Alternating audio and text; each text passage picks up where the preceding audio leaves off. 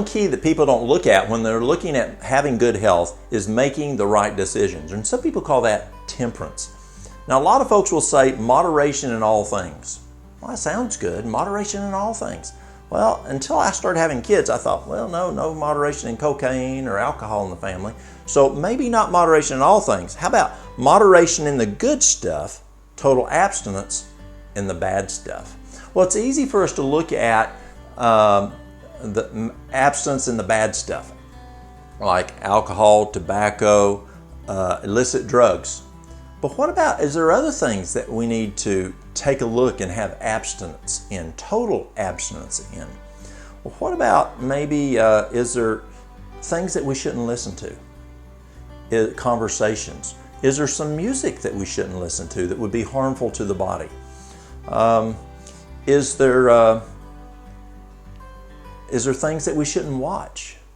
Maybe books that we're reading, magazines, or maybe on television. Is there things that we shouldn't be watching or on the computer that we need to have total abstinence from?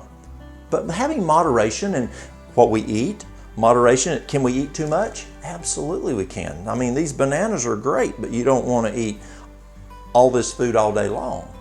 Or moderation in how much, even water that we drink. Water is very important, but can you drink too much water? You sure can. Or can you have too much sleep? We've actually found if you sleep more than 9 hours a day, it can actually cause you to die quicker.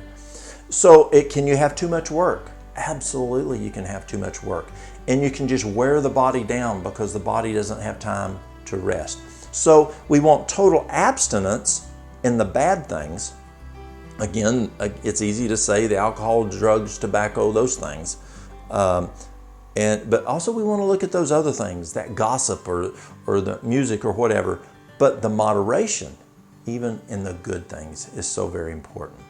So as we look at developing our lifestyle, as we work at helping our family and creating a lifestyle for our family to be healthier, to be proactive, so we're less prone to have obesity, where we're less prone to have diabetes, cardiovascular disease. What are some things that we can do making the right decisions ahead of time versus later trying to correct it later? Because it's a whole lot easier to be proactive, develop those skills within our kids, within ourselves, to be proactive than to be reactive. See you next time.